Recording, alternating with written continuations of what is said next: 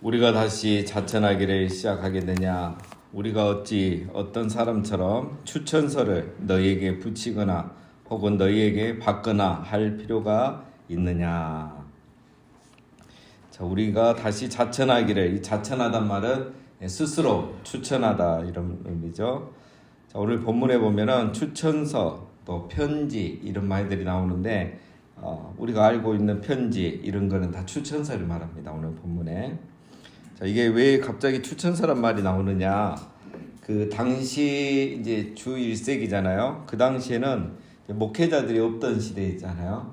그래서 각 교회마다 이렇게 순회 전도자들이 다니면서 설교를 했는데 그 순회 전도자들 중에는 개종한 유대인들도 있어요. 유대교에서 기독교로 개종한 사람.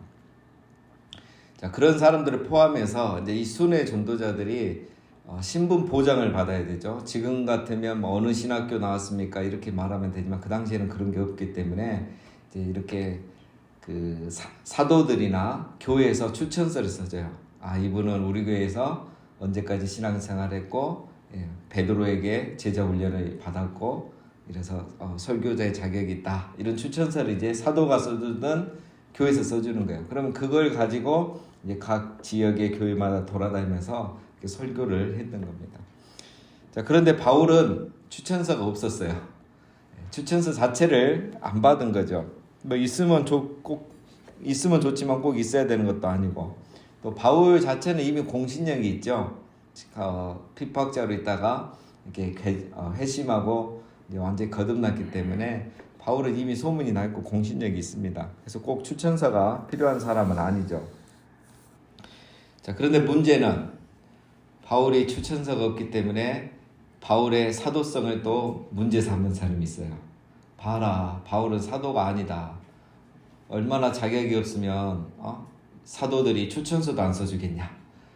교회에서 추천서 하나도 안 써주겠냐? 이러면서 또 바울의 사도성을 잇대는 사람이 있는 거예요.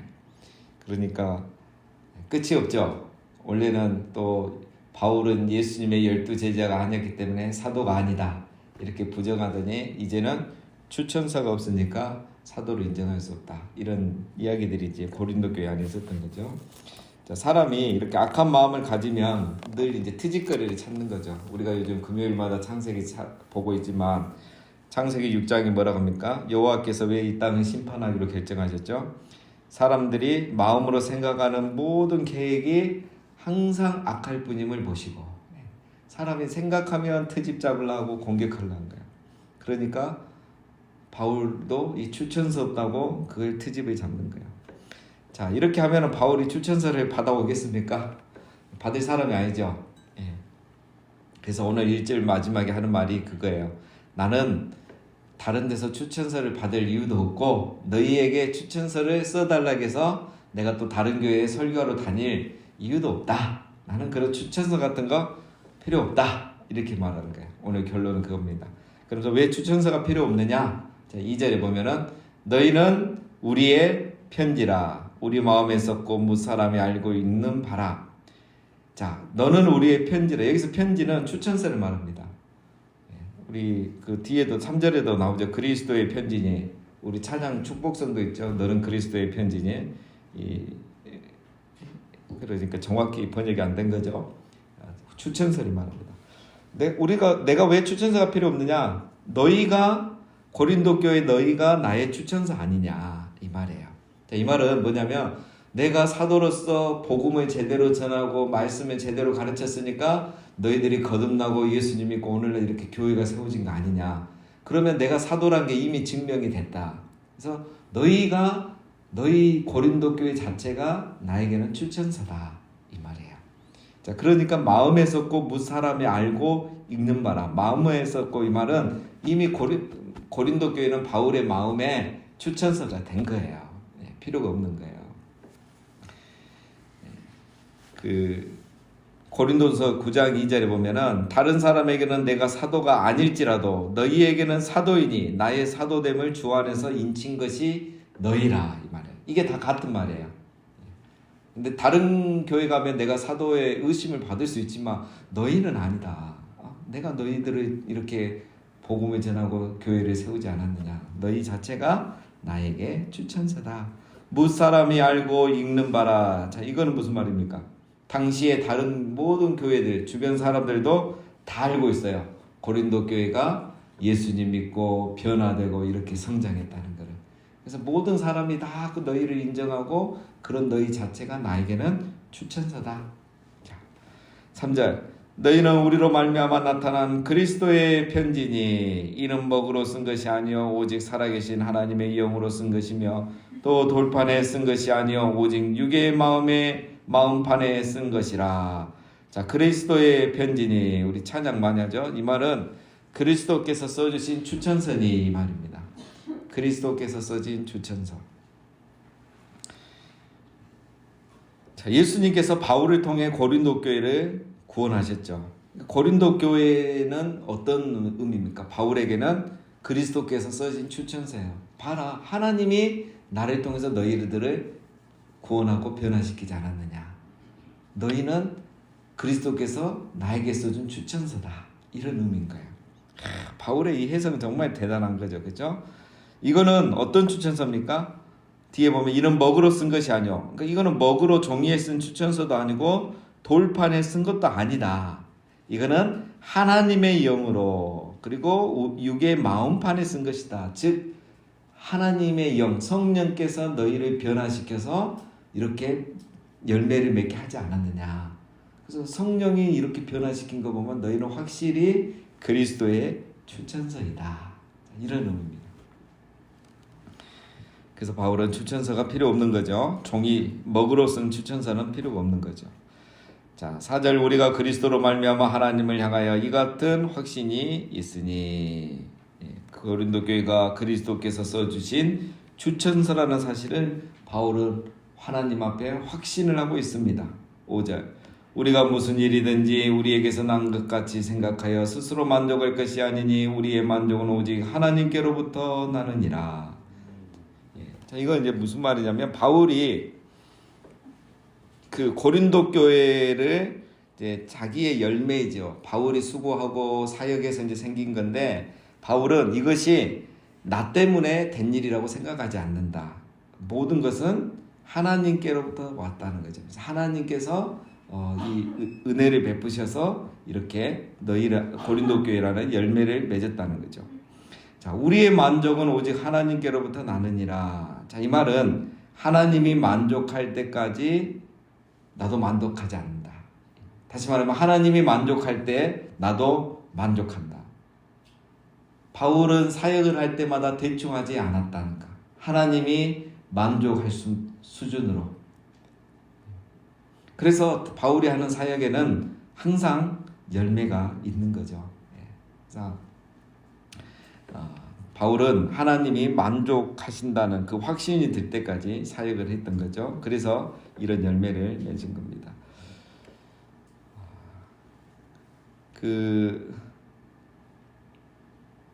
6절 넘어가겠습니다. 그가 또한 우리를 새 언약의 일꾼 되기에 만족하게 하셨으니 율법의 조문으로 하지 아니하고 오직 영으로 함이니 율법 조문은 죽이는 것이요 영은 살리는 것이니라. 자, 이 다른 얘기가 나오는 것 같은데 이제 다 같은 이야기입니다. 자, 하나님은 바울을 자기를 새 언약의 일꾼으로 세웠다 이렇게 말하죠. 자, 새 언약이란 말이 이제 자주 나오죠. 바울 서신에 보면 쉽게 말하면 이제 새 언약이란 거는 예수님을 믿음으로 이제 의롭게 되고 구원받는 걸 말해요. 에레미야 31장 31절에서 34절을 근본으로 하는 겁니다. 그래서 전에는 율법을 행함으로 율법을 통해서 의롭다 이런 생각이 있었는데 이제 예레미야 31장에 보면 하나님께서 새 영을 우리 안에 부어 주셔서 스스로 율법을 사랑하고 연구해서 스스로 율법에 순종하는 그런 시대, 그게 바로 새 언약의 시대인 겁니다. 자, 하나님께서 바울을 새 언약의 일꾼으로 세우셨다 이거죠. 그래서 바울을 통해서 고린도 교회 새 언약 복음을 전해서 복음을 믿음으로 말미암아 의롭게 된 것이 바로 고린도 교회라는 거죠. 그래서 고린도 교회는 새 언약의 일꾼인 바울을 통해서 복음을 듣고 세워진 교회다라는 겁니다. 자, 이제 무슨 얘기를 합니까? 이 새 언약의 특징이 나오죠. 율법의 조문으로 하지 아니하고 오직 영으로 함이니. 자, 이 말은 새 언약은 율법을 통해서 이루어지는 게 아니고 무엇을 통해서? 성령을 통해서 이루어진 거예요. 율법을 지켜서 의로워진 게 아니고 성령의 역사를 통해서 이 새 언약의 은혜를 입게 되는 거예요. 고린도 교회 너희는 율법을 지켜서 이렇게 되는 게 아니라 성령의 역사로 말미암아 이렇게 거듭나지 않았느냐. 그 말은 내가 새 언약의 일꾼이라는 거고 하나님이 나를 새 언약의 일꾼으로 세운 것이다 라는 거죠. 자, 하나님은 지금은 율법의 조문으로 이렇게 구원하지 않고 영으로 구원한다는 거죠. 뒤에 나오죠. 율법의 조문은 죽이는 것이고 영은 살리는 것이다 라는 거죠. 율법은 뭐죠? 지키지 못해서 죽음에 이르는 거죠. 그러나 영은 뭡니까? 믿음을 갖게 하고 복음을 깨닫게 해서 구원을 받게 하는 거죠. 자, 그런 율법과 성령, 새 언약과 옛 언약을 지금 비교하면서 얘기하는 겁니다. 자, 뒤에 가면 이제 하고 싶은 말이 쉽게 나옵니다. 자, 7절 돌에 써서 새긴 죽게 하는 율법 조문에 직분도 영광이 있어 이스라엘 자손들은 모세 얼굴에 없어질 영광 때문에도 그의 얼굴을 주목하지 못하였거늘 하물며 영의 직분은 더욱 영광이 있지 아니하겠느냐. 고린도후서는 말이 다 어렵습니다. 그렇죠? 자, 돌에 써서 새긴 죽게 하는 율법 조문의 직분. 자, 이거 쉽게 말하면 모세를 말해. 모세는 어떤 사람입니까? 돌에 율법을 쓴 사람이죠. 그게 모세고 모세의 직분이 그거였어요. 자, 그 모세의 직분은 영광스럽습니까? 안 영광스럽습니까? 영광스럽죠. 그 영광스러웠다는 증거 중에 하나가 모세가 시내산에서 돌판에 율법의 전문을 받아서 내려왔을 때 얼굴에 광채가 났잖아요. 그 영광스러운 일이라는 거예요. 그 자체가.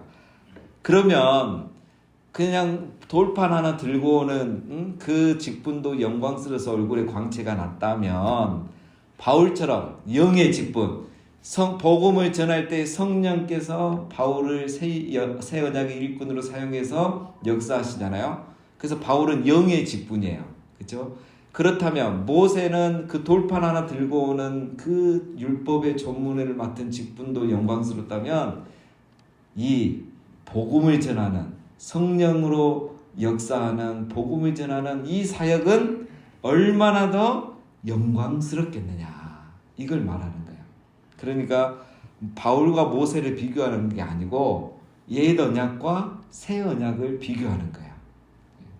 지금 결론은 이제 예상이 되죠. 무슨 말을 하고 싶은 거겠어요? 추천서 필요 없다 이거예요. 이렇게 영광스러운 일을 내가 하고 있지 않느냐. 자, 이 이야기입니다. 자, 9절 정죄의 직분도 영광이 있은즉 의의 직분은 영광이 더욱 넘치리라. 이 정죄의 직분이라고 갑자기 이렇게 말을 하는 것은 율법의 특징을 말하죠. 율법은 결국 죄를 깨닫게 하는 거죠. 정죄하는 거죠. 죄를 깨닫게 하는데 이 율법, 이런 죄를 깨닫게 하는 이런 율법 하나도 영광스러운 직분이고 얼굴에 광채가 나는데 의의 직분, 복음을 전하는 직분, 바울을 말하죠. 바울과 바울의 사역은 얼마나 더 영광스럽겠느냐. 왜냐하면 의의 직분은 복음을 전해서 예수 그리스도를 믿음으로 의롭게 하는 일이잖아요. 바울의 직분, 의의 직분과 모세의 직분, 그렇죠? 율법의 직분은 정죄의 직분은 엄청난 차이가 있는 거예요. 율법은 죄를 깨닫게 하는 일이고 복음은 예수 그리스도를 믿음으로 의롭게 되는 거잖아요. 근데 모세의 직분도 영광스럽고 귀하다면 이 예수님을 믿고 의롭게 하는 이 영의 직분, 바울의 직분, 새 언약의 일꾼, 이거는 훨씬 더 영광스러운 일이다. 이걸 얘기하는 겁니다. 자, 10절 또 나옵니다. 영광되었던 것이 더 큰 영광으로 말미암아 이에 영광될 것이 없으나 없어질 것도 영광으로 말미암았은즉 길이 있을 것은 더욱 영광 가운데 있느니라. 바울이 굉장히 이렇게 어떤 언어의 정의를 내리는 걸 좋아합니다. 자, 이 묶어볼까요? 같은 것끼리. 영광되었던 거, 그죠? 그 다음에 없어질 거, 11절에. 이거 같은 거죠. 이건 뭐겠습니까? 예, 율법, 모세, 정죄의 직분, 앞에서 나온 그 단어들하고 다 같은 의미예요. 그 다음에 더 큰 영광, 10절에. 그렇죠? 그 다음에 11절에 길이 있을 것. 이것은 뭐겠습니까? 예, 의의 직분, 바울, 복음, 성령을 말하는 거죠.